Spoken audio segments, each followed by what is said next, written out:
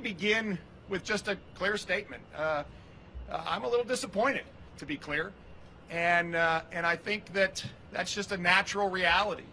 But we've stepped back and we recognize that, boy, this was a razor-thin set of decisions that were made on both sides of a number of these races.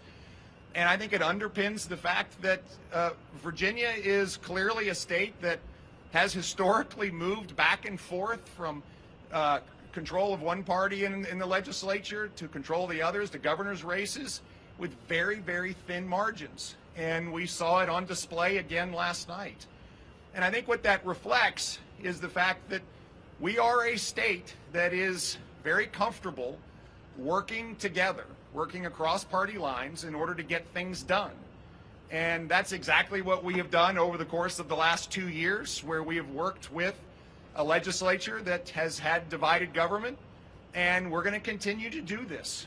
The priorities for Virginia will continue to be those priorities that when we come together and recognize that cost of living is a real challenge, and we recognize that we need to grow jobs and create economic activity, and boy, the progress that we've made over the course of the last 2 years, I think, has truly led the nation in so many ways.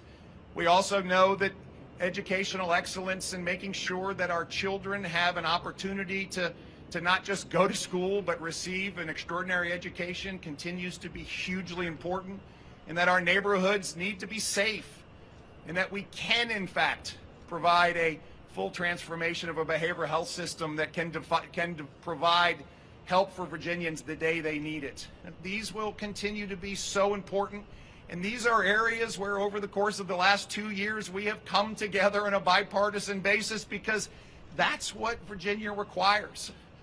In order to move forward on all of these topics, we have had to bring together Democrats and Republicans, and we've had to bring together a House and a Senate, and we've had to bring together a General Assembly and a governor in order to move forward. And I am optimistic that we can continue to find these most important areas that we can move forward. I think this is what Virginians expect. I think they know that in a state that is so purple, that we do debate, we do argue, but they expect us to find common ground on these most important topics and to press forward. And I am optimistic that we will find these most important areas to come together over and over again, because that's exactly what we have done.